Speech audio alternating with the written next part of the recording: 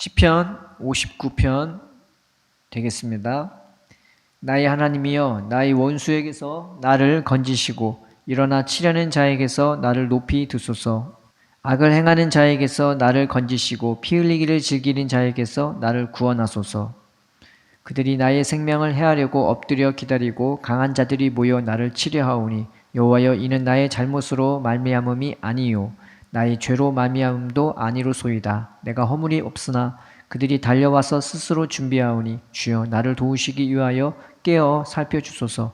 주님은 만군의 하나님 여호와 이스라엘의 하나님이시오니 일어나 모든 나라를 벌하소서. 악을 행하는 모든 자들에게 은혜를 베푸지 마소서. 셀라.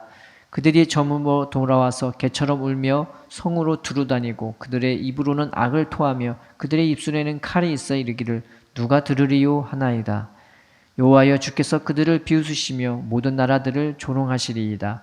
하나님은 나의 요새이시니 그의 힘으로 말미암아 내가 주를 바라리이다. 나의 하나님이 그의 인자하심으로 나를 영접하시며 하나님이 나의 원수가 보응받는 것을 내가 보게 하시리이다.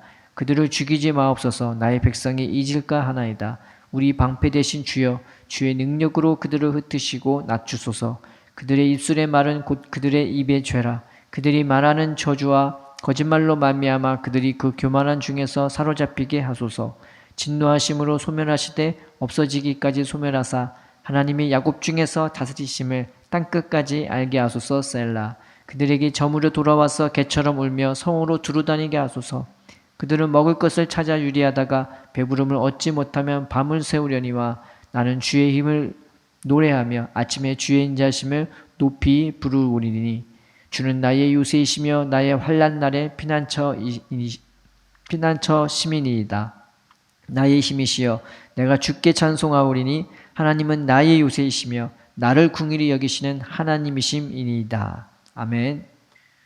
사울이 다윗을 군대의 장관으로 삼았습니다. 다윗이 골리앗을 죽여서 이스라엘을 전쟁에서 승리로 이끈 후에 이 다윗을 군대의 장관으로 삼았죠. 그래서 모든 신하들도, 모든 백성들도 그것을 합당하게 여겼습니다. 근데 돌아오는 길에 사울은 천천히고 다윗은 만만이로다, 여인들이 그렇게 노래하는 걸 보고 처음부터 사울은요, 다윗을 괘씸하게 생각했고 다윗을 쟤는 가만히 두면 안 되겠다 생각한 거죠. 그래서 이 다윗이 군대 장관이지만은 사울을 위해서 수금을 타는데, 수금을 타야 이 사울에게 임했던 그 정신병, 그 악신이 떠나가니까, 살 것 같으니까. 그래서 다윗이 수금을 탔는데 이 창을 던졌단 말이죠. 다윗이 2번이나 피했습니다. 그랬더니 하나님이 함께하는 것을 보고 이 다윗을 이 사울이 두려워했죠. 그래서 자기에게서 물러가게 하고 천부장을 삼았더니 이 백성들한테 더 인기가 많은 거예요.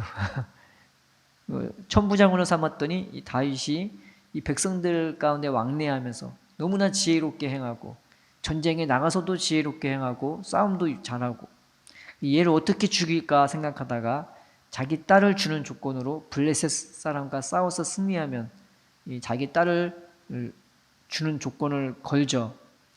그래서 사울이 얘기했지만 다윗이 이제 그것을 온전히 수용하지는 않았습니다. 왜냐하면 나는 천한 사람이라고, 신하를 통해서도 너 왕의 사위 되라고, 블레셋 사람 죽이면은 200명 죽이면은 너를 사위로 삼을 거라고, 나는 가난하고 천한 사람이라 다윗이 말하면서 결국 그 일을 했어요. 죽을 줄 알았는데, 그 싸움에 나가서 혼자 싸우다가 죽을 줄 알았는데 오히려 더 용맹하게 삼손처럼 싸우고 승리하고 돌아오니까 이 사울이 다윗을 더욱 두려워했다고. 그래서 평생의 대적이 됐다고 합니다. 그런 와중에 이 사울이 자기의 딸 미가를 결국 이 다윗에게 주게 되었지만 자기 아들 요나단이 있는 상태에서, 그리고 모든 신하들이 있는 앞에서 다윗을 죽이라고 해요. 정신이 완전히 나간 거죠. 거기에 자기의 온 심혈을 다 기울이는 겁니다. 그랬더니 요나단이 다윗을 숨게 한 다음에 이 사울을 가운데서, 다윗과 사울 가운데서 중재해줘. 그랬더니 사울이 다시 마음을 돌이켜서 다윗을 내 앞에 다시 데려오라고. 그래서 이 일이 무마되는 것 같았는데 이제는 다윗이 수금을 타는데도 이제 더 이상 그것도 약발이 안 듣는 거예요. 악신이 역사하니까 사울이 또 다윗을 죽이려고 합니다. 창을 던져버렸어요. 그래서 다윗이 그 밤에 집에 도망갔는데 이 사울이 전령들을 보내갖고 이 다윗의 집을 지키게 하는 거예요. 죽이려고. 아침에 다윗이 일어났을 때 죽이려고 그 집을 지키게 했단 말이죠. 이 시편은 바로 그때 쓰여진 시인 것입니다. 이 인생은요, 꼭 사울 같은 사람이 내 앞에 있어야 이런 내 마음에 압박을 느끼고 내 마음에 두려움을 느끼는 것이 아니라 인생 자체도 어쩌면 사울처럼 우리를 쫓아오고 나를 죽이려고 하고 막 그런 경우가 많이 있죠. 그래서 두려움과 슬픔과 고통이라는 게 어떤 무서움이라는 게 반드시 나를 죽이려는 사울이 있어야만 이게 느껴지는 것이 아니라 우리 인생 자체가 이러지 않습니까? 그래서 이 다윗은 악인을 보고 뭐라고 얘기했냐면요. 이 악인이 개처럼 운대요. 제 옆집에서 개가 하울링 하는 걸 들어봤거든요. 이 주인이 아무도 집에 없고 다 나가버리면 이 개가요, 강아지가 계속 하울링을 하더라고요. 막 끙끙거리고 신음하고 그 주인을 애타게 찾고. 개가 운다는 게 바로 그런 겁니다. 왜 우냐? 배고프니까. 성 주위를 두루두루 다니면서 배고픈 곳을 찾아서 그러면서 속에는 악한 것밖에 없는 게 이게 악한 것의 모습인 것입니다. 마귀의 모습이고 때로는 삶의 모습이기도 한 것입니다. 내 마음의 성을, 내 인생의 성을, 내 삶의 성을, 오늘 하루하루의 성을 이런 것들이 돌고 도는 거죠. 늘 앞에서 기다리고 있어서 나를 잡아먹으려고, 나를 죽이려고 마치 그렇게 내 생각과 마음과 내 영혼을 압박하는 게 이것이 삶이기도 하고 우리 인생이기도 한 것입니다. 뭐 의지할 게 있습니까? 그런데 16절, 17절에 다윗은 하나님이 나의 힘이라고 여기서 고백하는 겁니다. 지금 내 앞에서 나를 죽이려고 사람들이 대기하고 있는데, 앞에서 기다리고 있는데, 아침만 되면 나를 죽이려고 이 밤중에 나를 기다리고 있는데 다윗은 그 가운데서 하나님이 나의 힘이시라고 고백하는 것입니다. 왜 하나님이 나의 힘이시냐? 왜 하나님이 나의 힘이시냐? 만군의 하나님이신데 그 하나님이 나를 죽이려고 기다리는 것이 아니라 그런 나를 찾아오셔서 나를 사랑해 주시고 나를 영접해 주시기 때문입니다. 그리고 그 하나님은 야곱 중에서 다스린대요. 하나님은 희한하게 야곱을 사랑하세요. 아브람도 사랑하고 이삭도 사랑하고 야곱도 사랑하는데 야곱은 창세기에서 그 페이지 수로는 반절 이상이 할애되는 그런 인물입니다. 왜 야곱이 많냐? 야곱 같은 사람이 너무나 많기 때문에요. 천한 사람, 가난한 사람, 티끌 같은 사람 너무 많기 때문에. 그런데 그 야곱을 하나님이 사랑하신대요. 그래서 성경에 보면은 야곱아, 네가 어찌 두려워하느냐? 야곱아, 네가 어찌 무서워하느냐? 나는 너의 하나님이라고. 내가 너를 구원할 거라는 그런 말씀들이 정말 많이 있습니다. 하나님은 야곱 같은 우리, 티끌 같은 우리를 사랑하시지 않습니까? 이것이 우리에게는 은혜인 것입니다. 내 삶에 천국으로 향한 계단이 쫙 펼쳐져 있음을 믿으시기를 바랍니다. 주님이 우리를 사랑하세요. 주님이 우리를 아끼세요. 나를 당신의 자녀로 부르셨고 이 세상이 어찌하든 그것과 상관없이 우리는 주님의 시야에 있고 주님의 손길 안에 있고 주님의 보호하심과 인도하심에 있는 자인 것을 믿으시기를 바랍니다. 이것이 우리의 힘인 것입니다. 여기서 다윗은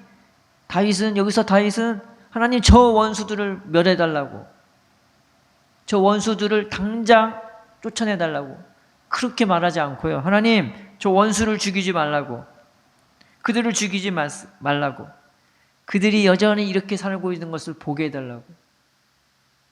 왜냐? 하나님이 우리의 힘인 것을 이것을 통해서 우리가 알게 되기 때문입니다. 하나님이 함께하면요, 뭐가 보이냐면 이 세상에 원수 마귀가 얼마나 산떼처럼 있는지 그게 보이는 거죠.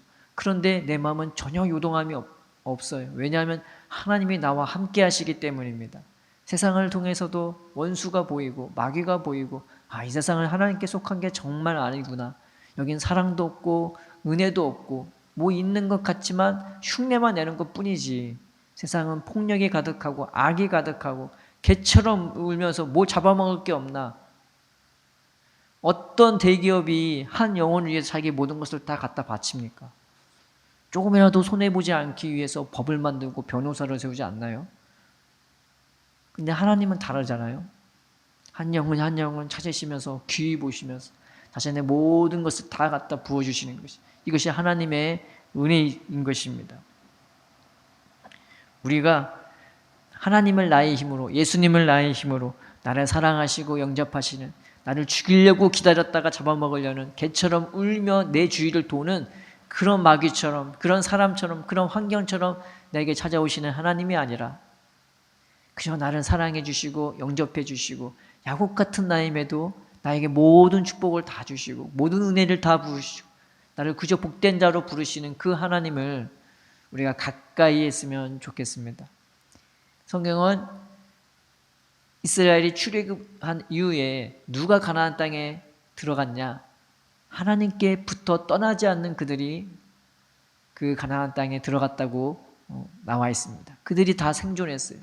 내가 나를 살게 하는 게 뭐냐? 딴 게 아니라 하나님밖에 없는, 나를 사랑하시고 영접하시고 야곱 같은 나임에도 나를 품어주시고 복주시고 인도해 주시는 그 하나님을 가까이 할 때 이 은혜가 우리에게 임하는 것입니다. 우리가 그 하나님을 가까이 합시다.